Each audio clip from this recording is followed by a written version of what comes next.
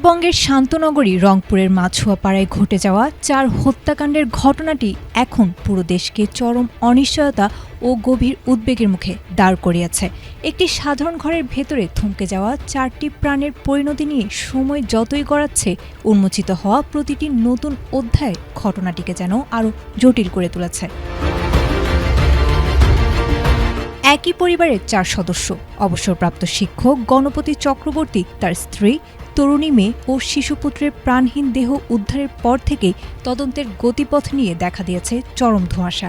বিশেষ করে 2 নারী সদস্যের ওপর চূড়ান্ত নৃশংসতার আলামত নিয়ে ময়নাতদন্তকারী ফরেনসিক চিকিৎসক এবং মর্গের নিয়োজিত কর্মীর সম্পূর্ণ বিপরীতমুখী বক্তব্য জনমনে এক বিশাল প্রশ্নের জন্ম দিয়েছে।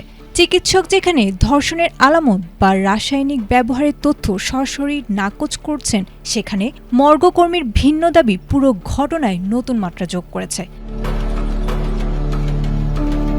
অন্যদিকে আইনশৃঙ্খলা বাহিনীর পক্ষ থেকে ঘটনাটিকে কেবল ইয়াবা সেবন এবং তা ঘিরে আকস্মিক উত্তেজনার ফল বলে দাবি করা হলেও সেই ব্যাখ্যা মেনে নিতে পারছেন না নিহতের স্বজন ও স্থানীয় বাসিন্দারা।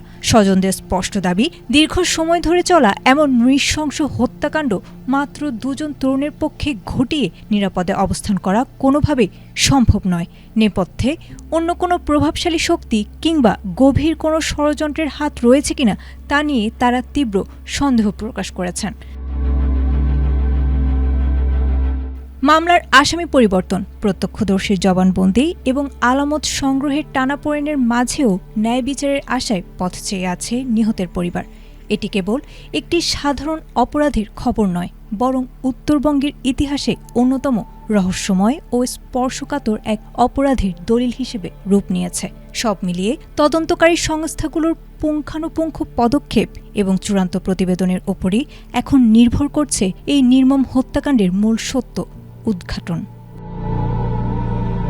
Desk report, ATN Bangla.